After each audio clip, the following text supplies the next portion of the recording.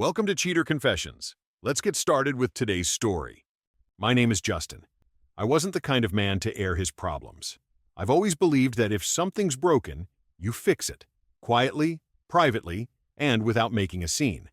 But some things can't be fixed when the other person keeps breaking them again. What happened between me and my wife, Martha, didn't come out of nowhere.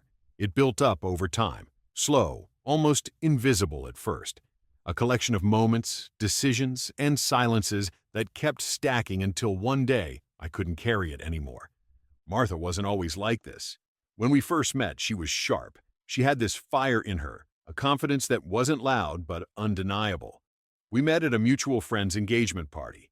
I remember Martha walked in wearing this olive green dress and owned the room without saying a word. 10 minutes into a conversation, I already knew I wanted to see her again. Things moved fast. We fell hard, started planning a life together before either of us had even settled into our careers. I was in logistics management. She was working at a small marketing agency. We talked about dreams, travel, building something together. I proposed a year later. She said yes with no hesitation. But marriage changed things. Not all at once. At first, it was subtle. We'd be at dinner and she'd correct me mid-story. Or she'd joke that I was so basic in front of her friends when I ordered what I always did. I laughed along. They were just jokes, right? Then came the tension. Tiny things she used to brush off now sparked arguments.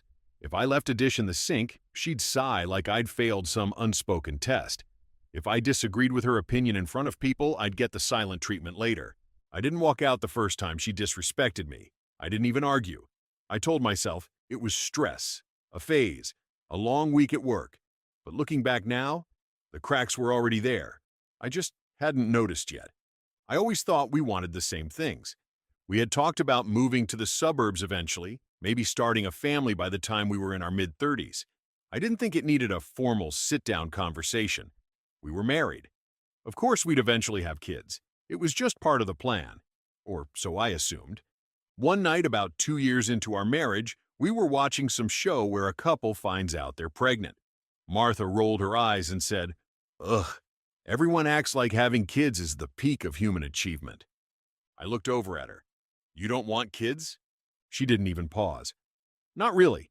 Maybe someday. But it's not on my radar. There's so much I still want to do. Travel, build my brand, live a little." I tried to keep my voice steady. "You never said you didn't want kids." She shrugged. "You never asked." That stuck with me. You never asked. It wasn't the words that hit. It was how casually she said them, like my expectations were my own mistake. Like I was the one who had misunderstood our entire foundation. But I didn't push. I told myself again, maybe she'd change her mind with time. Maybe she just needed space. Martha had started posting more on social media by then. She was building this whole personal brand thing. Lifestyle tips, travel reels, curated outfits in front of mirrors, and I supported it. I took most of her photos. I bought her a ring light for her birthday. But somewhere along the way, I stopped being her husband and became more of a background prop. I remember one weekend, I came home early from work. She was shooting a skincare review video in the kitchen and didn't even acknowledge me when I walked in. "Can we talk after this?" I asked. She didn't look at me. "I'm filming." That moment, for some reason, stuck more than the kid conversation. Not because she dismissed me, but because it felt normal. I had slowly become invisible in my own home, and I was the only one who seemed to notice. It was a Saturday when it all came into focus. We were hosting a small dinner party, just 6 people. Martha had been planning it all week, down to the playlist and wine pairings. I cooked most of the food. She arranged the place settings. We made a good team when we had something to do together. Our guests arrived around 7 o'clock. Friends of hers from her agency mostly, plus one guy named Daniel, who I didn't know. From the minute he walked in, I could tell something was off. He was too familiar with her, too casual. And Martha? She laughed harder at his jokes than mine. Touched his arm twice during a story. I noticed, and so did everyone else. Later, while everyone was sipping after-dinner drinks, the conversation turned to relationships. One of her friends said, "Martha, I swear you always win the lottery. Great job, beautiful house, husband who cooks. What's the secret?"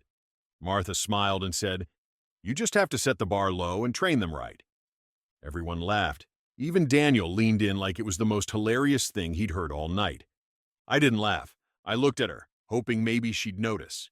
Maybe she'd catch herself, realize that wasn't a joke you make in front of your husband and four near strangers. But she didn't. She sipped her wine and moved on. After they left, I started clearing the glasses. Martha walked past me, already scrolling her phone. "Seriously?" I asked, not even looking up. "That's what you think of me?" She paused in the doorway. "What are you talking about?" "That crack at dinner. Set the bar low. Train them right." "You think that's funny?" She rolled her eyes. "It was a joke, Justin. Lighten up. You always get like this when people are over." I nodded. Got it. That was the night something shifted for me. Not because of what she said, but because I realized she genuinely didn't care how it made me feel. That wasn't miscommunication. That was indifference. A few days after the dinner party, I started noticing things I hadn't paid attention to before. Martha was always on her phone lately, quick to turn the screen over when I walked into the room. Notifications came in at odd hours. Once, I caught the tail end of a message before she swiped it away. It was from Daniel. I didn't say anything. But after that, I started watching more closely. The way her mood changed when she was texting. The way she smiled at her phone, then acted distant with me 5 minutes later. And Daniel? He started showing up more and more. In her stories, in her captions, quietly taking up space in her life where I used to be.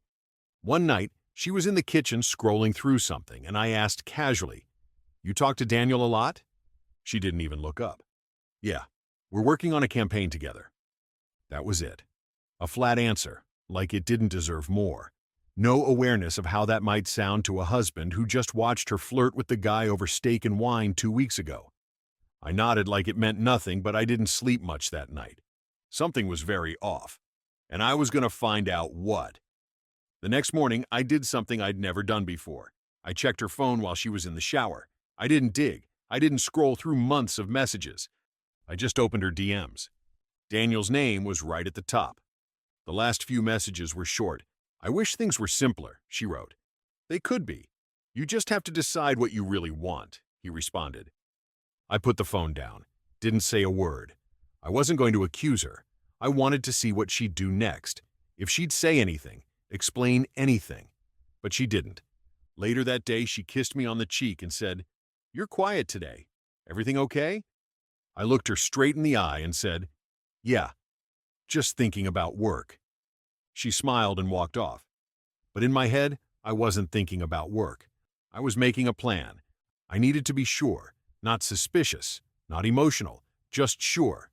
So I made a call, hired a private investigator. At that point, it wasn't about catching her. It was about clarity. I wasn't going to accuse her off a feeling. I wanted something I could see, something no one could spin. It didn't take long. 3 days later, while I was at work, the file came through. Photos, timestamps, one of them getting into a car together late at night.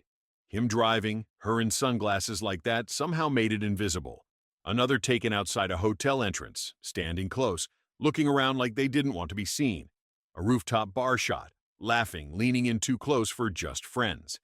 And then the one that did it. The one that stopped me cold. Them kissing in the elevator. It wasn't aggressive, wasn't wild. It was soft, familiar, like it wasn't the first time. I stared at that picture for a long time. I didn't get angry. I didn't smash anything. I didn't throw accusations or send a dramatic text.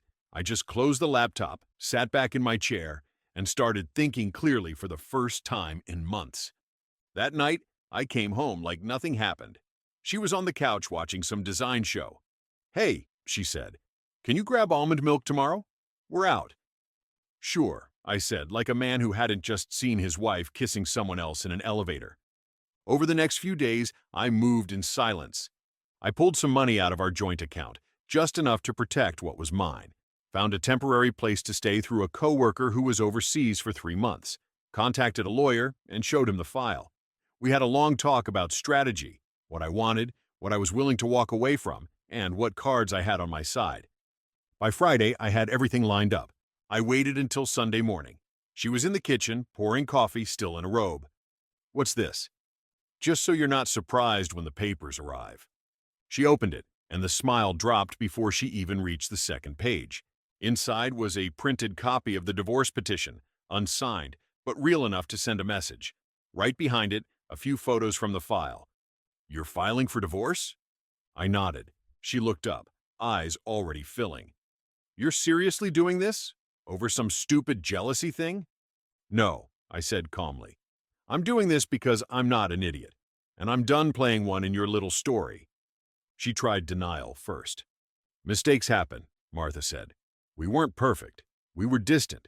You were always working." I didn't say a word, just watched her twist herself into justifications. Her tone shifted fast, from indignant to fragile. That's how Martha operated. If superiority didn't work, sympathy was next in line. She stepped closer. "Justin, come on. We built a life together. You're really going to throw that away?" "You already did," I said. Silence. She glanced at the folder again. "Who gave you this stuff?" I tilted my head. "You're asking the wrong questions." She scoffed. "This is insane. So, that's it? You're just walking out?" "No," I said. "I already walked out weeks ago. You just didn't notice." Her mouth opened to speak, but nothing came out. That was a first. Martha, speechless. I picked up my keys, grabbed the bag I'd packed the night before, and walked out. I didn't slam the door. I didn't leave a note. Just silence. Later that week, her messages started coming in late at night. One-liners at first. "Can we talk? I miss us." "You're not even willing to try?" I ignored every one of them. The day she was served, she called 10 times in a row. Left 2 voicemails, one angry, one sobbing. I didn't respond. There was nothing left to say. She had shown me who she really was, and I finally believed her. By the time I returned to the house to collect the rest of my things, the lights were low and her energy had shifted. No fire, no show, just a woman who knew she'd lost control of the narrative. She stood by the kitchen island, watching me pack up the last box. "Remember the cabin in Asheville?" she said quietly. "The one with the fireplace and the crazy rainstorm? We were soaked and freezing, and you made pasta on that tiny stove." I glanced at her. "Yeah, I remember." "We were happy." "No," I said. "I was trying. You were pretending." She looked away. Before I walked out, she said, "If you walk out that door, that's it." I didn't even pause. "That was it the night you kissed someone else." Then I left. Calm, steady, done. 6 months later, I signed the last document in my attorney's office. It was quiet, efficient. No fireworks, no last-minute pleas, just a clean signature and the end of a marriage I'd spent too long trying to save alone. I didn't throw a party, didn't post anything online. I just went home to my new apartment, small, minimal, quiet, and sat on the balcony with a glass of bourbon, watching the city lights blink like nothing had changed. But everything had. People ask what the hardest part was. Honestly, it wasn't the betrayal. It wasn't the hotel lobbies or the elevator kiss. It was realizing how long I'd made myself smaller for someone who never had any intention of meeting me halfway. How much I'd tolerated, hoping it would turn into something it never was. Martha reached out a few times after the dust settled. She sent a long email once, pages of reflections, half apologies, and poetic lines about losing something real. I didn't reply. I didn't need revenge. I didn't need her to feel what I felt. I just needed peace. And that's exactly what I got. I wasn't dragging someone else's ego behind me anymore. That was the thing. I didn't storm out. I walked, quietly, but with purpose.